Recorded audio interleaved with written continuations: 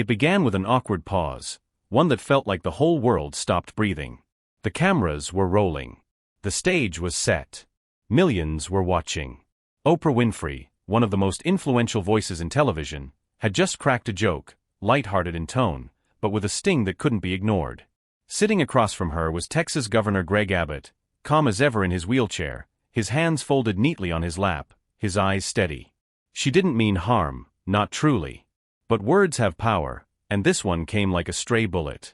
"So, Governor," Oprah began with that characteristic smile, "you often say God has a plan.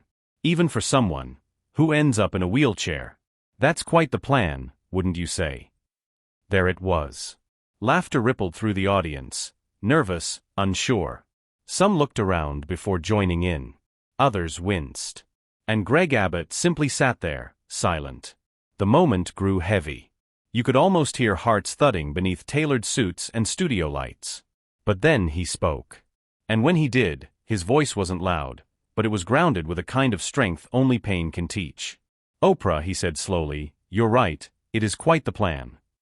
A hush fell across the room. The smile faded from Oprah's face, replaced with a flicker of something rare, uncertainty. Vulnerability, even. Greg leaned forward, his eyes never leaving hers. "I was 26 years old. Just starting my career. Athletic, full of energy. I went out for a run one morning, like I had 100 times before. A storm had passed the night before, and out of nowhere, an oak tree snapped and came down on me. Spinal cord injury. T10 vertebrae. That's the scientific way of saying I'd never walk again." The audience leaned in, captivated. I remember lying in the hospital bed, not able to move my legs, looking at the ceiling and thinking, why me? I had every reason to feel angry, betrayed, lost. And for a while, I did. I questioned everything, God, fate, fairness. But in that darkness, I had a choice, to sink into bitterness, or rise through faith. He paused, eyes glistening slightly. My faith didn't promise me I'd be spared pain. It promised me I wouldn't face it alone. It gave me the strength to fight, not just to recover, but to rebuild. To love. To lead. To serve. Now the room was silent, not awkward, not tense, reverent. My wife stood by me. I ran for office. I raised a daughter. I became governor of Texas. And yes, I did it from a wheelchair. Because the strength of a person isn't measured by the steps they take, but by the courage they show when they can't. A single clap broke the silence. Then another. Within seconds, the entire audience was on their feet.